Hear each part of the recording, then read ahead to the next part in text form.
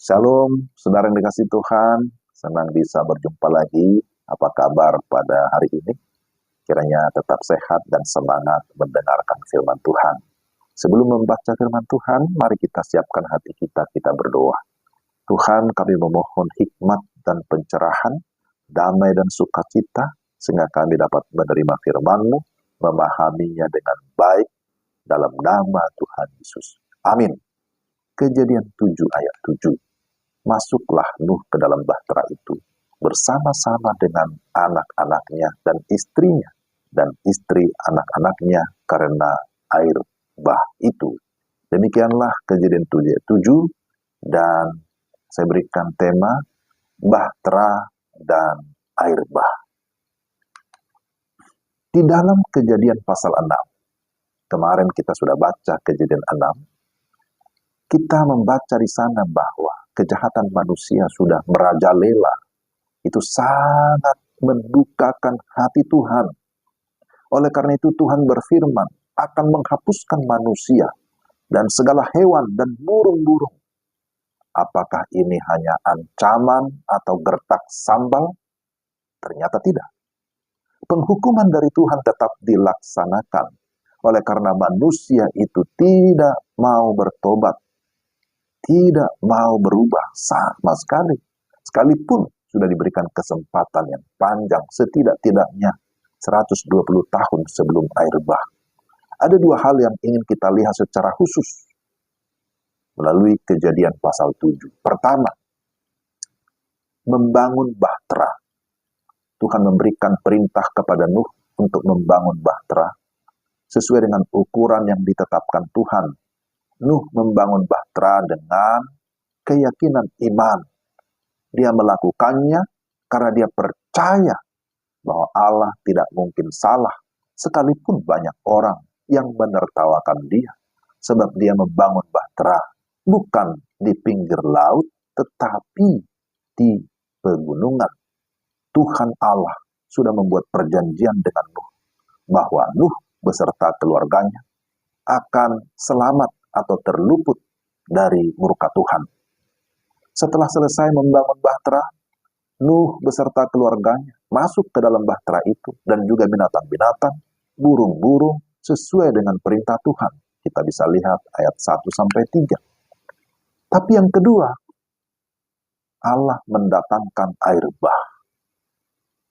Tuhan sudah sangat sabar menunggu pertobatan manusia. Akan tetapi manusia menolak kesempatan yang diberikan Tuhan. Saatnya penghakiman tiba, murka Tuhan dinyatakan dengan mendatangkan air bah selama 40 hari.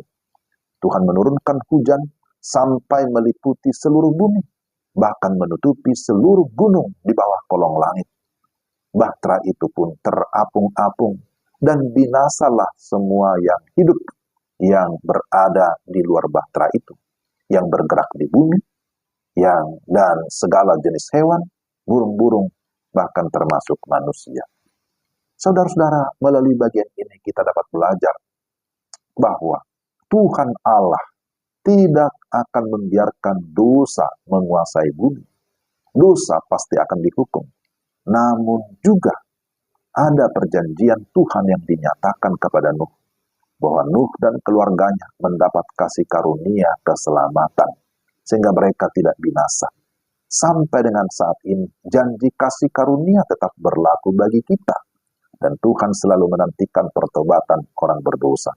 Hanya ada satu jalan untuk memperoleh keselamatan dari murka Allah, yaitu dengan memasuki bahtera. Dan bahtera itu memiliki hanya satu pintu. Ini juga bisa menjadi gambaran keselamatan yang kita miliki di dalam Yesus Kristus.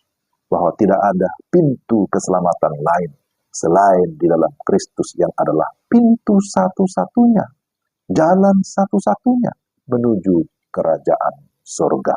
Kiranya melalui renungan hari ini kita semakin diteguhkan, semakin diingatkan bahwa kita adalah anak-anak perjanjian, maka kita harus menghargai perjanjian itu, dan kita bersyukur, bertanggung jawab untuk setiap kesempatan, anugerah yang Tuhan berikan, terlebih keselamatan yang Tuhan berikan supaya kita juga dipakai Tuhan mau menjadi alat keselamatan.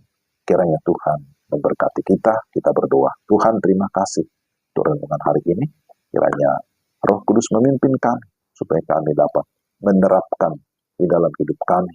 Kami sungguh-sungguh menunjukkan bahwa kami adalah anak-anak Tuhan, anak perjanjian yang sudah memperoleh anugerah, dan kami terus dapat menjadi alat Tuhan, melakukan apa yang Tuhan mandatkan di dalam segala kerendahan hati, di dalam segala ketaatan untuk kemuliaan Tuhan. Berkati kami hari ini dalam nama Tuhan Yesus. Amin. Demikianlah renungan hari ini. Kiranya Tuhan menolong dan memberkati kita. Selamat beraktivitas. Salam.